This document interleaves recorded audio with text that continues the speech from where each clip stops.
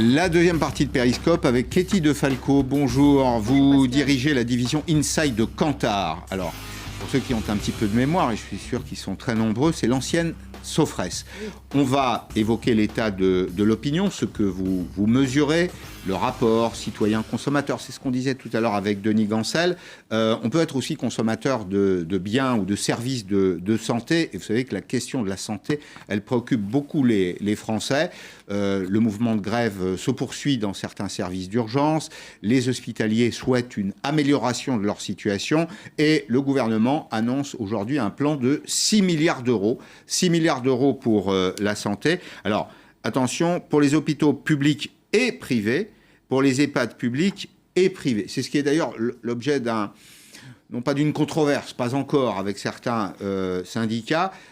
Écoutez ce que dit Laurent Berger. Laurent Berger, le numéro 1 de la CFDT, il dit c'est bien, mais il faut voir ce qu'on va en faire. C'est un bon point de départ, un bon point d'appui. Par contre, il faut regarder après ce qui seront des mesures automatiques, ce qui sera des mesures d'augmentation des classifications, de passage, par exemple, des aides-soignantes de catégorie C à catégorie B. Enfin, voilà, il faut regarder le contenu. Il faudra aussi des moyens en termes de recrutement. Dans les hôpitaux notamment. C'est un bon départ pour entrer dans le vif du sujet de la négociation. Ketty Defalco, les Français sont très attachés à leur santé, au système de santé, puis à leur santé. Néanmoins, est-ce que vous observez dans vos études que sur un sujet comme celui-là, 6 milliards, au fond, c'est assez peu de choses par rapport à ce qui a été engagé. Il y a ceux qui considèrent qu'on en fait trop, pas assez. Enfin, finalement, on trouve peu de gens pour dire que c'est bien. Alors, c'est précisément ce qu'on mesure au travers les enquêtes qu'on a réalisées durant cette crise. Les Français sont divisés entre ceux qui trouvent que finalement, le gouvernement met les moyens et c'était très attendu et ça représente à peu près un tiers des Français qui sont dans le côté oui, le médical a été soutenu, et ceux qui trouvent que néanmoins, le gouvernement pourrait faire plus et qu'il y a toujours ce regard vers l'économie. Alors, c'était au tout début de la crise et après, on a réalisé une enquête sur le G7 et c'était un balancement entre soutenir le médical et en même temps ne pas dégrader l'économie. Donc il faut voir avec les semaines à venir, puis avec cette mesure qui a été annoncée. Mais en tout cas, c'est un sujet qui divise les citoyens et sur lesquels ils ont du mal à s'entendre, entre un tiers qui trouve que finalement il y a un équilibre, un tiers c'est pas assez vers le médical et un tiers qui trouve que c'est pas assez pour l'économie. Est-ce qu'on ressemble aux autres Européens de ce point de vue ?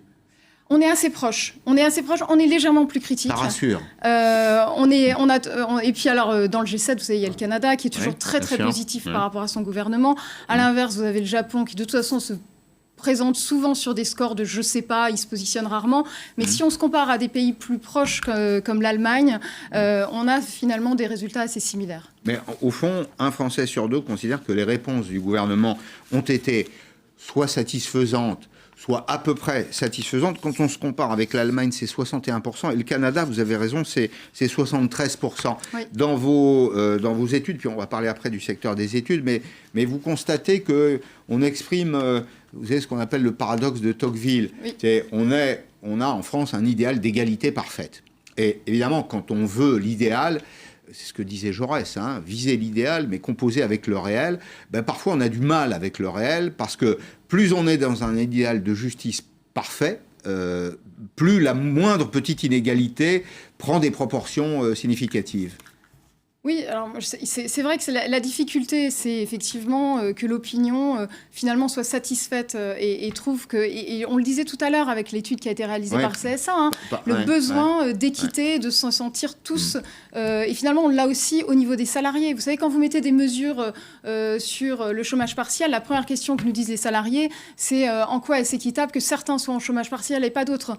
Donc ce sujet de l'équité, ou alors en tout cas le côté peut-être inique de certaines mesures qu'on peut prendre à tous les niveaux de la société, c'est un vrai sujet en tout cas. Alors vous dirigez une entreprise, le secteur d'une entreprise qui produit des études. On peut peut-être les faire à distance, ces études. Est-ce que précisément sur le télétravail, ça a changé les choses? Est-ce que vous avez appris, comme chef d'entreprise, est-ce que vous avez appris des choses nouvelles pendant cette séquence? Et surtout, on se demande ce qui va durer. Est-ce qu'il y a des choses qui peuvent durer? En tout cas, ce qu'on a appris, c'est que tous les sujets de court terme, qui étaient quand même toujours cette réalisation de vendre et produire des études, est devenu quand même, a été relayé sur le moyen terme. Par contre, tous nos sujets stratégiques de long terme ont été ce qui a concerné Kantar au quotidien. C'est-à-dire, on a concentré les forces vives pour se transformer et arriver à réaliser et à délivrer cette transformation, vous savez, d'un institut d'études vers une data agency. Et c'est ça qui est... Une agence de données. Une agence de données, pour... Voilà. Et c'est ça qui a été, je trouve, assez marquant pendant cette crise. C'est l'inversion des rapports. Donc, ce long terme par rapport à ce court terme. C'est partagé par tout le monde, ça ?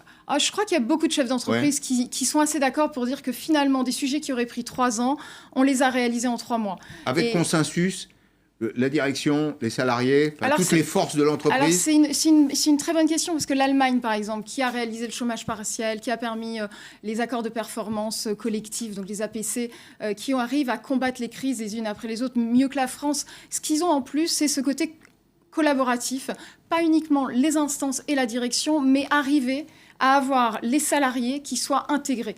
Et je pense que, en tout cas, chez Kantar, ce qu'on a essayé de faire avec beaucoup d'humilité, j'espère qu'en tout cas, que mon comité de direction se retrouvera là-dedans, c'est d'intégrer au plus possible l'ensemble des niveaux de l'entreprise pour que ce soit partagé. Et un exemple qui est très marquant, vous savez, notre quotidien était d'être en contact avec les clients, les soutenir, réaliser du commercial, ça c'est notre quotidien habituel. Ouais. Pendant la crise, mon quotidien était d'être en contact avec les services généraux et le service juridique. C'était d'assimiler les ordonnances et les décrets et de les mettre en pratique. Pour les chefs d'entreprise, il faut quand même se dire que ça a été un changement radical. Exit les plans à 3 ans, exit tout ça. Le quotidien, c'était la sécurité des salariés et la reprise sur site. Ils sont revenus chez vous, les salariés ? Ils sont revenus. Ouais. Alors, ils ont envie de revenir, si je vais un peu plus loin dans ma question, ou il a fallu les tirer par la manche ? On ne se refait pas, on est un institut d'études, donc on les a interrogés. Il y avait une véritable crainte. Il a fallu qu'on rassure sur l'ensemble des gestes barrières, j'y reviendrai pas. On a mis des équipes en alternance pour que tout le monde ne soit pas sur site.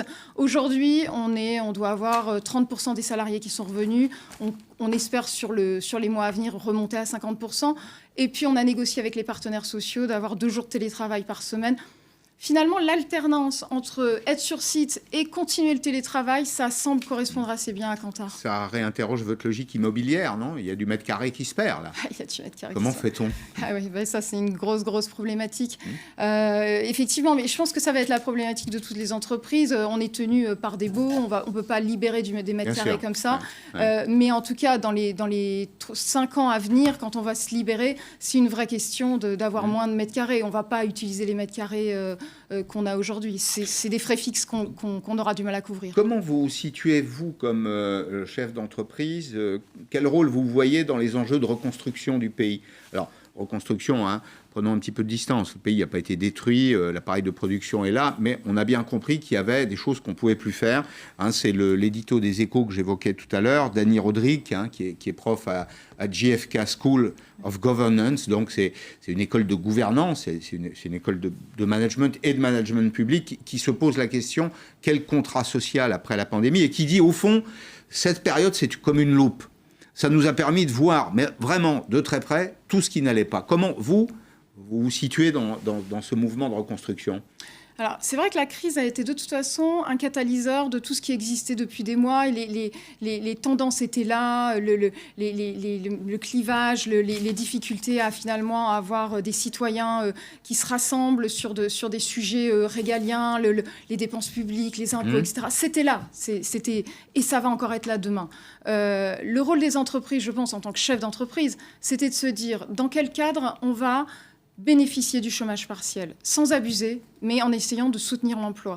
Et c'est ça que je pense que chaque chef d'entreprise s'est posé comme question, c'est dans quelle mesure on peut profiter de cette chance qui nous est donnée. Et vous avez vu ce matin, c'est prolongé. C'est suffisant pour vous, d'ailleurs, au passage C'est compliqué. Pour parler du secteur... Alors, c'est généreux, mais vous savez, le secteur des études, c'est 40% de baisse. Il faut savoir que vous parliez tout à l'heure du digital et des études online, ok, mais on a toujours une partie des enquêtes, c'est du face-à-face avec des enquêteurs qui se déplaçaient à domicile. Il ne faut pas oublier cette partie-là. Donc, on a eu une baisse d'activité massive. On a fait une enquête sur nos clients. Les clients nous répondent que les dépenses marketing vont chuter de 2/3, les dépenses de communication de 50% et les études à 40%. On est exactement dans ce qu'ils déclarent, une chute de 40% de notre activité.